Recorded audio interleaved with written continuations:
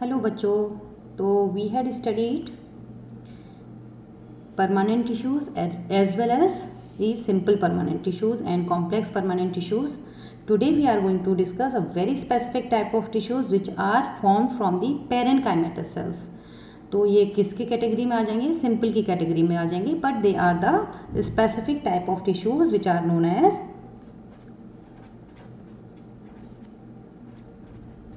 protective tissues. Okay, protective tissues.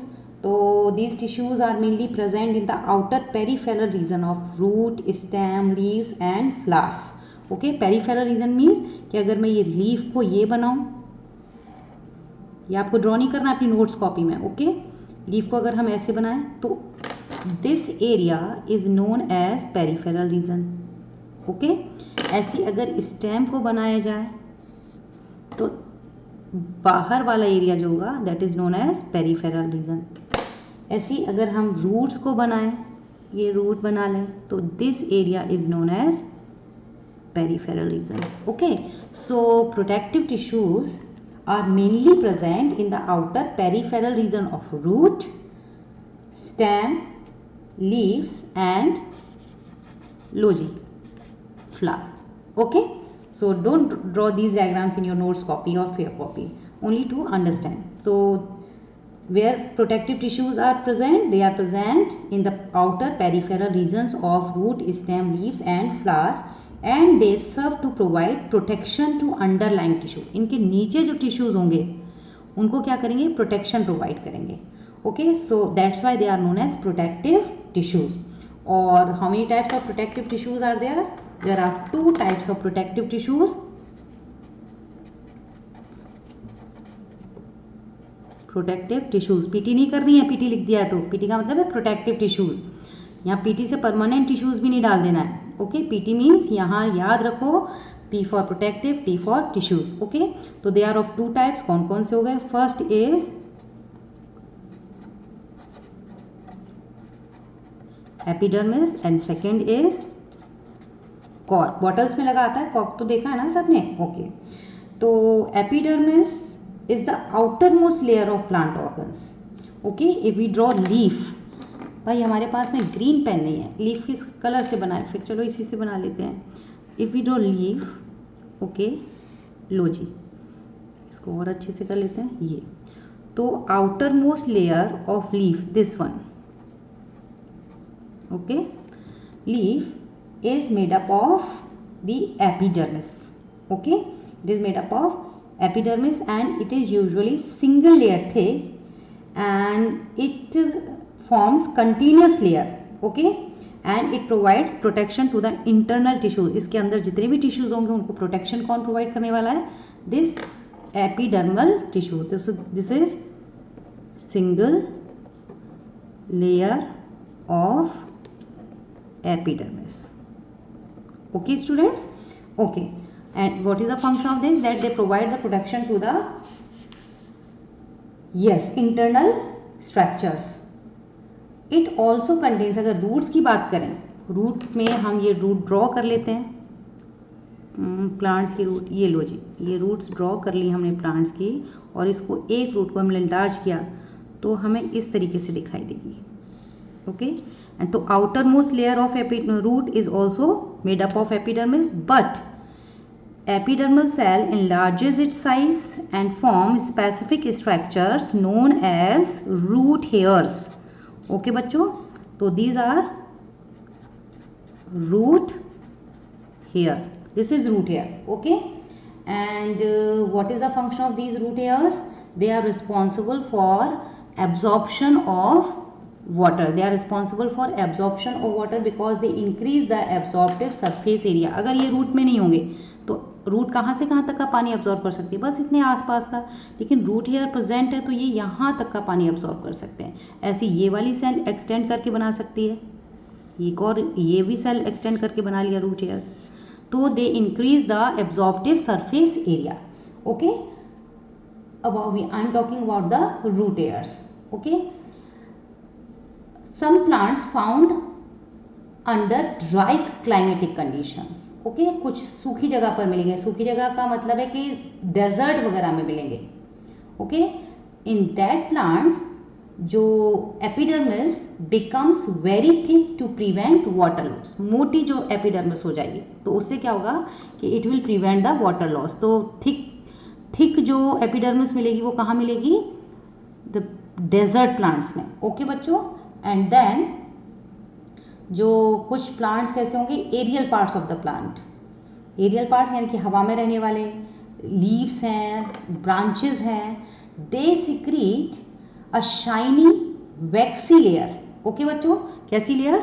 Shiny and waxy. Okay, waxy layer कौन से? Aerial parts of the plant secrete shiny and waxy layer which prevents the water loss, means it is water resistant layer, okay, and prevents the plant from mechanical injury as well as invasion of fungal parasite। ये सब copy में लिखना, जो मुझे बोलना पड़ रहा है तो मैं बोल रही हूँ वो कॉपी में लिखना पड़ेगा, यहाँ मैं लिख नहीं रही हूँ, बहुत सारा हो जाएगा। Okay, so in some aerial parts of plants they secrete a shiny waxy layer which is water resistant, and it also prevents the water loss, prevent mechanical injury and invasion by fungal parasite। Okay बच्चों, clear हो रहा है ना मामला? Okay, अब important बात क्या बताने वाली हूँ जिसके बारे में हमें दोबारा से डायग्राम बनाना होगा कि the epidermis of leaf is not continuous. यहाँ मैंने एक तरफ कंटिन्यूस, सपोज कि ये लीफ है, ओके, ये पूरी लीफ है, तो इधर भी एपिडर्मिस होगी और इसके लोअर साइड में भी एपिडर्मिस होगी, यानी कि यहाँ भी एपिडर्मिस होगी। तो जो अपर एपिडर्मिस है बच्चों, that is continuous, but lower epidermis जो होगी in most of the plant कैसी होगी? डिसकंटिन्यूस। यहाँ पर अगर हम बनाए एपिडर्मिस को तो ये डिसकंटिन्यूस हो गई यहाँ पर, फिर यहाँ भी हमने डिसकंटिन्यूस कर दी, और इस तरीके से it is not continuous. Okay, between these areas they have minute aperture, and these minute apertures are known as stomatal pore। getting my point? तो discontinuous क्यों है? because it is perforated by very small aperture called stomata। तो this is stomatal pore, या simple आप कह सकते हो stomata. Okay बच्चों, this stomata is very important because it is made up of 2 kidney shaped guard cells. तो ये दिखाई दे रहे हैं, these are 2 kidney shaped guard cells. Okay, and these cells together enclose an aperture. देख रहे हो, अपर्चर बना रही हैं, and this aperture is known as stomatal aperture. Getting? And this guard cell is also This guard cell is also contained or surrounded by many accessory cells। तो हम जरा बड़ा सा डायग्राम बना लें समझने के लिए, यहाँ बना लेते हैं। तो guard cells, these are bean shaped cells. तो ये कोशिश की जा रही है जल्दी से डायग्राम बनने की, और ये और फिर ये, हाँ जी बन गया।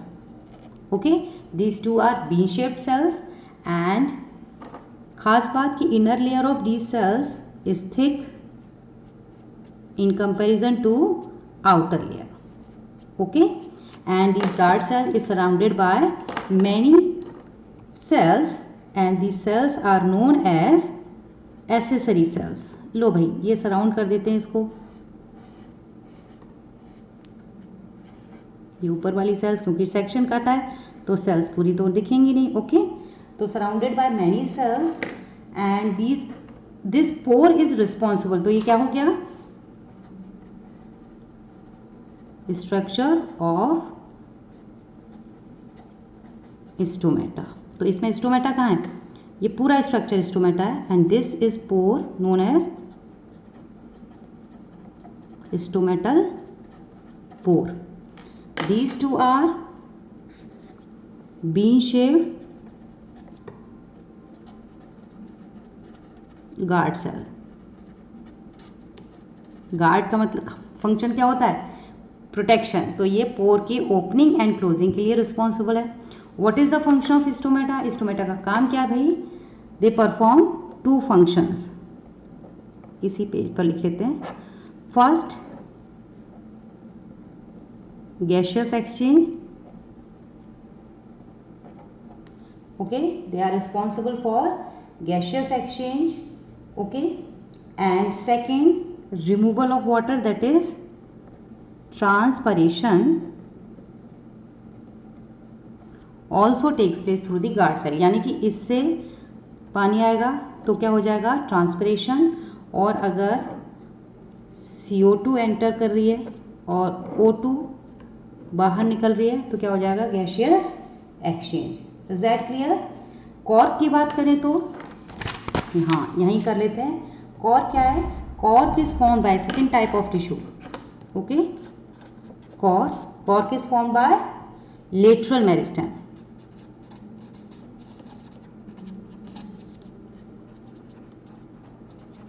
लेटरल मेरिस्टेम याद है ना, है ना? It is formed by lateral meristem in older stems, young में दिखाई नहीं देगा, okay, and it is highly compressible and it does not catch fire easily, okay. Cork cells have chemical called suberin, okay, कौन सा chemical? Suberin, ये किस में मिलेगा? कॉर्क सेल्स में मिलेगा। And this suberin makes the cork impervious to gases and water, यानी कि अगर सुबेरिन है तो कॉर्क से ना गैस बाहर आ सकती है, ना वाटर बाहर आ सकता है, ना अंदर जा सकता है। इसीलिए हम जो होम्योपैथी की दवाएं पहले आती थी उसमें बॉटल्स में क्या लगाते थे? Cork, okay. इसका मतलब ये क्या? पूरी तरीके से वाटर प्रूफ है, okay. And it serve to protect the underlying woody tissues of plant. Is that clear बच्चों? तो ये दो चीजें आपको दिमाग में रखनी पड़ेंगी। और आज हमारा कंप्लीट होता है tissues in plants, okay. Till then, अब अगली बार मिलेंगे तो एनिमल टिश्यूज के साथ मिलेंगे। Till then, bye bye.